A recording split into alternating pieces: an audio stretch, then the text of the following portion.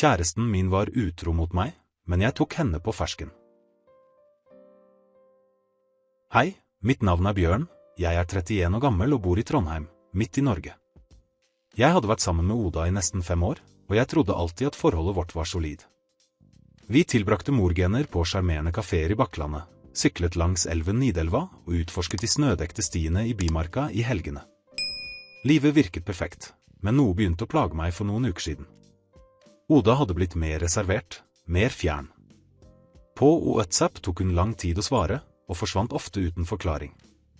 I begynnelsen trodde jeg det bare var stress fra jobben hennes i en teknologistartup i Lade, men instinktet mitt sa at noe var galt. En merkelig kulde begynte å krype langs ryggraden min, annerledes enn den skarpe vintervinden som blåser over Trondheimfjorden. En fredag avtalte vi å spise middag sammen etter jobb. Hun sa hun måtte stikke innom en kafé nær Pirbadet, men noe i måten hun sa det på virket innøvd.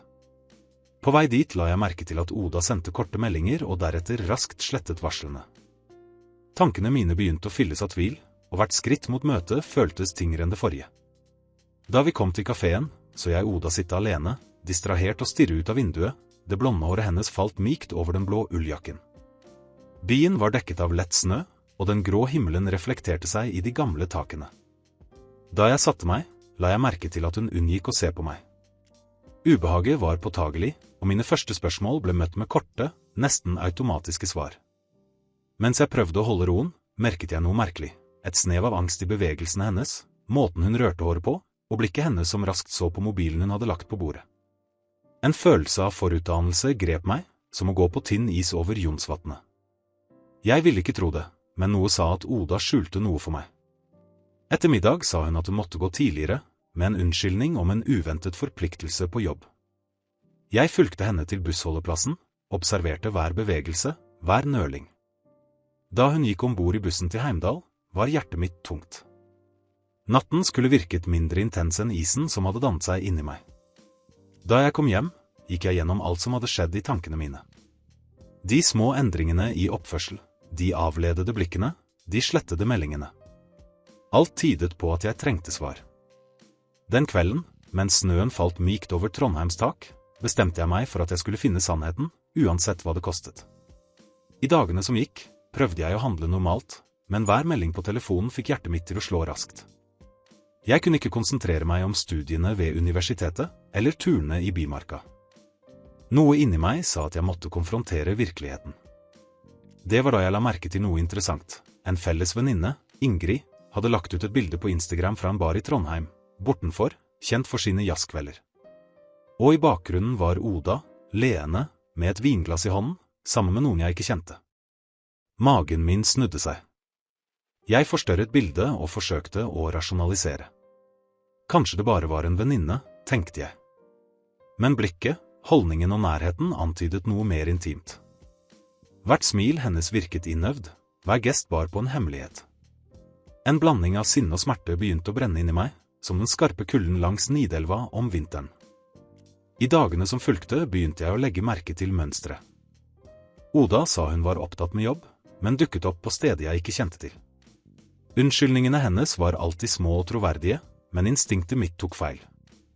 En kollega som jobbet med henne nevnte tilfeldig en kafé der teamet hadde uformelle møter. Da jeg sjekket, så jeg Oda kom inn med en høy, blond mann, iført en grå frakk. Scenen var enkel, men intensiteten var tydelig, de var ikke bare venner. Sittende på en benk i parken nær Nidarosdomen, følte jeg en blanding av tristhet og raseri. Byens gater var stille, dekket av våt snø som reflekterte de gule lysene fra lyktestolpene. Hvert detalj forsterket sjokket mitt. Jeg husker sommerdagene langs elven, ettermiddagene på kaféer, og følelsen av trygghet med Oda. Alt syntes å smuldre bort på sekunder. Jeg bestemte meg for at jeg trengte konkrete bevis. Diskret installerte jeg en liten sporingsapp på telefonen hennes, uten at hun merket det. Neste dag fulgte jeg bevegelsene hennes. GPS-en viste at hun dro til bydeler jeg ikke kjente, møter på skjulte kaféer i gamle gater, alltid med samme person. Hvert bevis bekreftet at Oda levde et dobbeltliv. Følelsen av svik var overveldende. Jeg følte meg bedratt, ikke bare som kjæreste, men som fortrolig. Båndet vi hadde bygget på nesten 5 år syntes å falle fra hverandre foran øynene mine. Mens jeg gikk gjennom Trondheims gater, over gamle bybro, var hvert skritt tungt. Byen som alltid hadde gitt meg komfort og kjennskap, føltes nå fjern og kald. Den kvelden bestemte jeg meg for at jeg måtte konfrontere henne. Jeg kunne ikke lenger ignorere tegnene. Sannheten var smertefull, men nødvendig. Mens jeg så på den stjerneklare nattehimmelen over byen, trakk jeg pusten dypt. Jeg var klar til å møte Oda, finne ut alt på en gang, og bestemme neste steg. En blanding av sinne, tristhet og besluttsomhet brant inni meg som varmen fra en peis på en kald vinterkveld.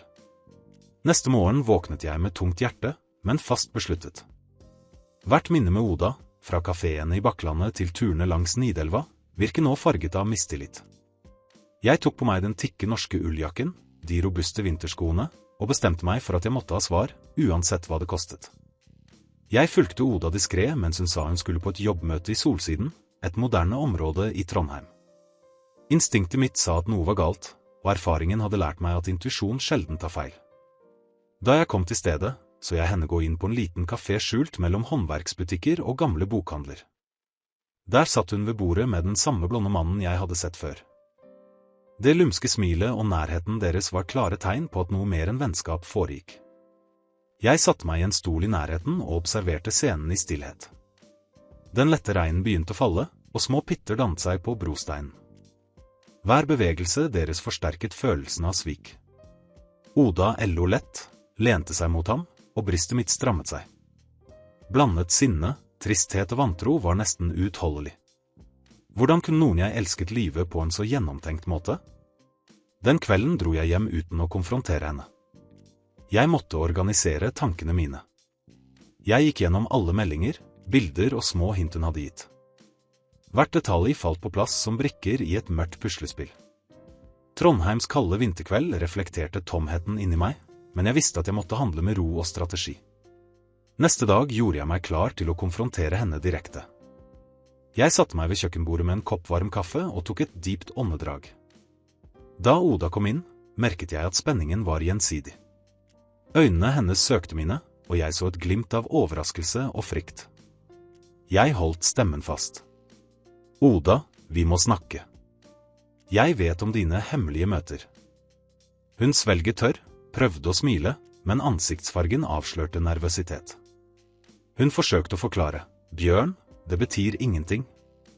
Jeg var forvirret. Men jeg hadde allerede sett alle bevisene. Meldinger, bilder, sporingen.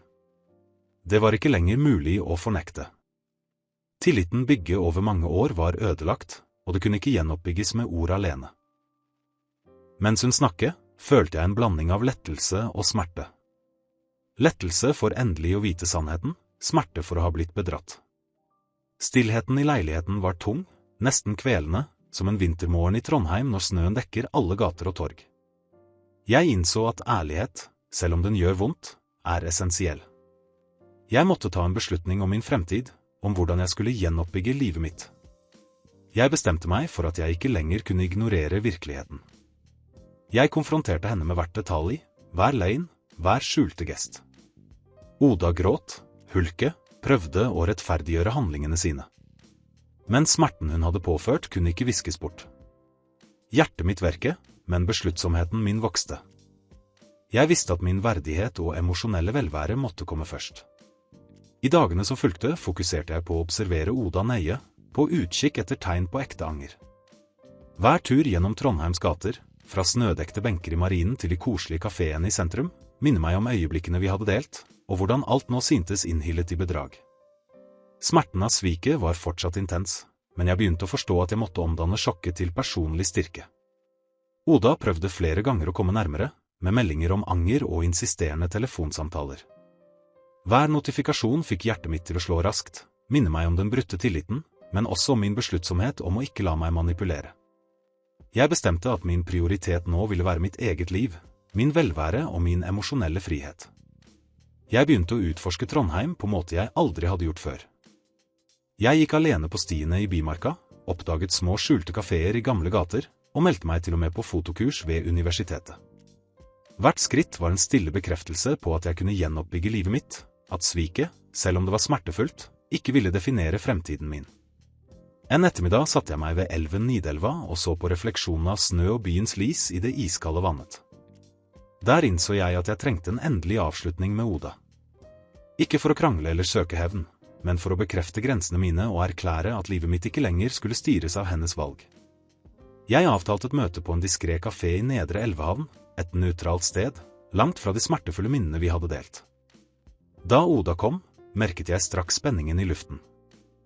Hun virket nervøs, unngikk å se meg direkte. Jeg holdt stemmen fast. Oda, vi må snakke om alt. Jeg vet om ditt hemmelige liv. Stillheten senket seg over rommet. Hun trakk pusten dypt, prøvde å formulere noe, men ordene virket skjøre foran den ubestridelige sannheten. Jeg forklarte rolig hvordan jeg hadde oppdaget hvert møte, hver melding, hver løgn. Hver tilståelse fra henne virket som et forsøk på å minimere virkeligheten, men for meg var det ikke lenger plass til illusjoner. Mens jeg lyttet, følte jeg en blanding av tristhet og lettelse. Tristhet over å innse at noen jeg elsket hadde leiet så gjennomført, lettelse over endelig å ha klarhet. Jeg innså at ærlighet, selv om den gjør vondt, var frigjørende.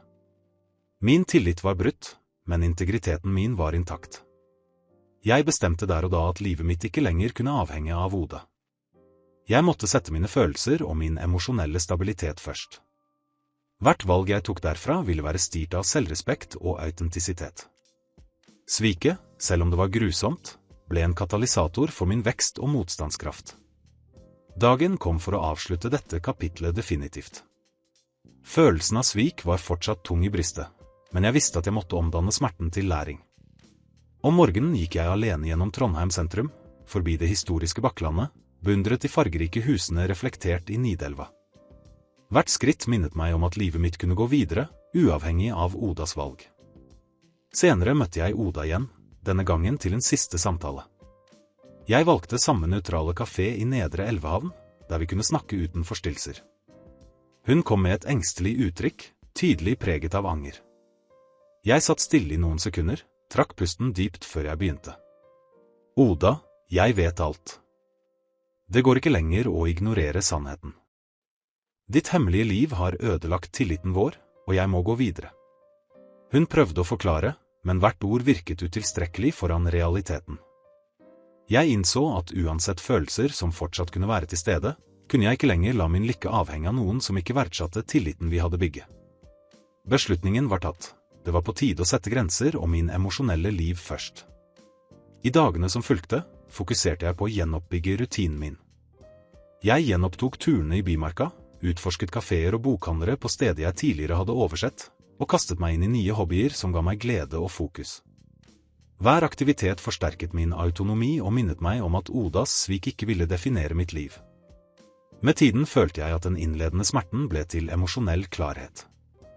Jeg lærte at ærlighet mot seg selv og verdsetting av egen verdighet er essensielt, og at blind tillit uten konkrete tegn kan være farlig. Hjertet mitt begynte å åpne seg for nye erfaringer, og Trondheim, med sin blanding av tradisjon og modernitet, ble et bakteppe for personlig gjenfødelse. Før jeg avsluttet dette kapitlet, følte jeg behovet for å møte Oda en siste gang, ikke for å krangle, men for å bekrefte min posisjon. Jeg konfronterte henne med fasthet og ro, og understreket at min prioritet nå var mitt eget liv, min lykke og min emosjonelle integritet. Hun forsto, og for første gang følte jeg at det ikke lenger var bånd av bedrag mellom oss. Hvis du kjente deg igjen i denne historien og vil se flere emosjonelle fortellinger om forhold, abonner på kanalen, trykk på bjellen for varsler, og utforsk kortene for å oppdage andre ekte historier som kan endre ditt perspektiv. Din deltakelse er viktig, og hver historie delt her hjelper med refleksjon om tillit, selvkjærlighet og valg.